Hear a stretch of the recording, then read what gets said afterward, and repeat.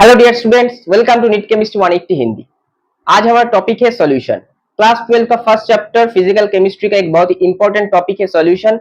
तो आज इस वीडियो में हम सॉल्यूशन का पूरा सिलेबस जो है, पूरा चैप्टर जो है, उसका टॉपिक वाइज एक एक पीओआईक्यू हम देखेंगे और सॉल्व करेंगे, जिससे कि आने वाले नीट एग्जाम में आप लोगों के कॉन्सेप्ट बिल्ड हो जाए कि कौन कौन से टॉपिक में से आप लोगों से कौन कौन से सवाल पूछे जा सकते हैं, आप लोग किस तरीके से उसका आंसर करेंगे। तो इस वीडियो को पूरा देखने के बाद मुझे लगता है सॉल्यूशन चैप्टर में से आप लोग सारे सवाल करके आ सकोगे नीट 2024 एग्जाम में, जो कि 5th में होने वाला है।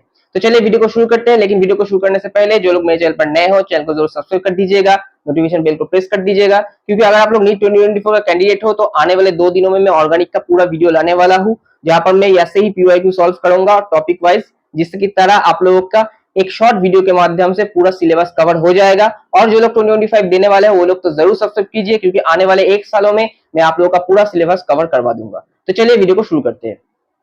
First question, NEET 2019 for an ideal solution the correct option is. तो हमें पता है कि आइडियल सॉल्यूशन होने के लिए 2 क्राइटेरिया मेंटेन करना जरूरी है। एक तो राउल्ट्स लॉ ओबे करना होगा, और यहाँ पर हमें क्या होना है, delta V mix equal to 0 होना है, क्योंकि मिक्सिंग के पहले का वॉल्यूम टोटल वॉल्यूम और मिक्सिंग के बाद का टोटल वॉल्यूम इक्वल होगा, और delta H mix equal to 0 होगा फॉर एन आइडियल सॉल्यूशन, यानी neither heat is absorb nor heat is evolve, यानी एक्सोथर्मिक एंडोथर्मिक कुछ भी नहीं होगा।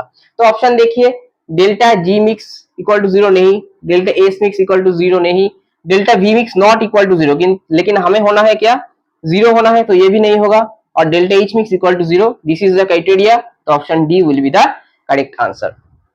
नेक्स्ट क्वेश्चन 2, ये क्वेश्चन 2 की तरह सवाल आप लोगों से पूछे जा सकता है, क्योंकि ये एप्लीकेशन बेस्ड सवाल है। इस बार जेई मेन का पैटर्न फॉलो हो सकता है, थोड़ा लेवल अप हो सकता है, क्योंकि रिड्यूस सिलेबस में हमारा एग्जाम होने वाला है। तो देखिए क्या पूछा गया है, the following solutions prepared by dissolving 10 gram of glucose in 250 ml of water, that is osmotic pressure P1, 10 gram of urea 250 ml of water osmotic pressure P2, and 10 gram of sucrose 250 ml of water osmotic pressure P3। तो यहाँ पर हमें right option choose करना है, जहां पर decreasing order of osmotic pressure आएगा। तो हमें क्या पता है, हमें पता है osmotic pressure pi is equal to C R T, C यानी कि कॉन्सेंट्रेशन, तो number of moles divide by volume R T, number of moles यानी कि कितना, given mass W by molar mass into RT by V. यहाँ पर हम solute तो एन बी मान के चल सकते हैं, यहाँ पर भी बी मान के चल सकते हैं। अब यहाँ पर देखिए आर कांस्टेंट, टी कुछ बोला नहीं गया है, तो टी भी कांस्टेंट, वी हर जगह वी देखिए 250 ml वी भी कांस्टेंट है, डब्ल्यू बी यानी गिवन मास 10 ग्राम है हर जगह पर, तो डब्ल्यू बी भी कांस्टेंट है। तो यहाँ पर ये सारे पार्ट कांस्टेंट है हमारा, W B into R T by V, ये पूरी पार्ट कांस्टेंट है। तो यहाँ पर क्या हम लिख सकते हैं, pi inversely proportional to 1 by M B, यानी जिसका मोलर मास या फिर मॉलिक्यूलर मास जो भी बोलिए ज्यादा होगा, उसका ऑस्मोटिक प्रेशर कम होगा। अब हमें बस इन सारे लोगों का ऑस्मोटिक प्रेशर निकालने के लिए इन सारे लोगों का हमें मॉलिक्यूलर मास निकालना है। First of all glucose, glucose का अगर हमें मॉलिक्यूलर मास निकालना है तो हमें पता है ये 180 होता है। इसके लिए प्रेशर कितना दिया है, P1। उसके बाद है क्या, यूरिया, यूरिया CH4N2O, इसका मॉलिक्यूलर मास होता है 60 ग्राम, इसके लिए दिया गया है P2। और उसके बाद है सुक्रोज C12H22O11, इसका मॉलिक्यूलर मास है 342 ग्राम, इसके लिए दिया है P3।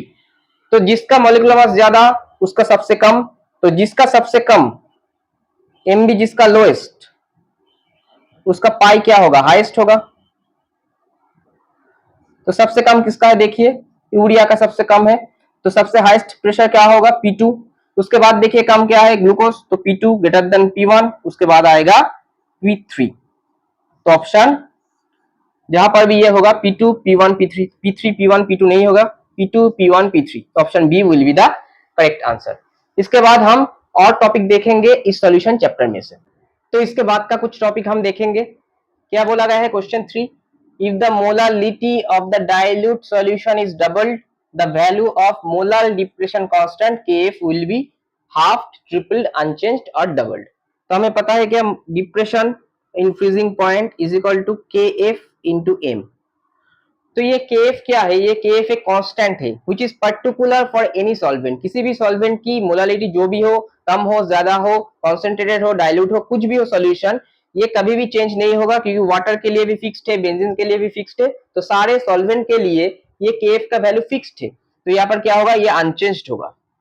Now question 4, of the following 0.10 molar aqueous solution which one will exhibit the largest feeding point depression। तो ये टाइप का क्वेश्चन बहुत ही इंपॉर्टेंट है, एप्लीकेशन बेस्ड। इस तरीके का सवाल आप लोग करके जाइए क्योंकि एप्लीकेशन बेस्ड सवाल में से हमें पूछे जा सकता है इस बार बहुत सारे क्वेश्चन। तो ये कॉन्सेंट्रेशन दिया गया है ये सारे सॉल्यूशन का, तो यहाँ पर कहां पर हमें सबसे ज्यादा फिजिंग पॉइंट डिप्रेशन देखने को मिलेगा। तो हमें पता है delta T F is equal to I into K F into M. I क्या है, van't Hoff factor, K F constant है, तो delta T F is directly proportional to I into M. तो यहाँ पर एम तो कांस्टेंट है, तो एम कांस्टेंट होगा तो delta T F is directly proportional to I होगा। आई है वेंट ऑफ फैक्टर, तो I is equal to number of particles after dissociation और एसोसिएशन, यानी सॉल्यूट को देने के बाद सॉल्यूशन में वो डिसोसिएट भी कर सकता है, एसोसिएट भी कर सकता है। अगर डिसोसिएट करेगा तो नंबर ऑफ पार्टिकल्स इंक्रीज होगा और एसोसिएट करेगा तो नंबर ऑफ पार्टिकल्स डिक्रीज होगा। Divide by number of particles before dissociation और एसोसिएशन। अगर डिसोसिएट करेगा तो आई ग्रेटर देन 1 होगा, एसोसिएट करेगा तो आई लेस देन 1 होगा। तो चलिए देखते हैं, इलेक्ट्रोलाइट तो डिसोसिएट करता है और नॉन इलेक्ट्रोलाइट कुछ भी नहीं करता। तो यहाँ पर आई कितना होगा, KCl को अगर हम डिसोसिएट करेंगे तो हमें मिलेगा K plus plus Cl minus.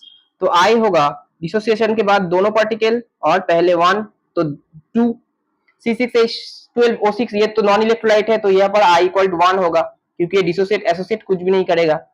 Al2SO4 whole 3, अगर इसको डिसोसिएट करेंगे हम तो हमें मिलेगा 2Al3 plus plus 3SO4 2 minus. तो आई क्या होगा, यहाँ पर देखिए 2 और यहाँ पर 3, तो टोटल 5 पार्टिकल्स और यहाँ पर 1, तो आई इक्वल टू 5।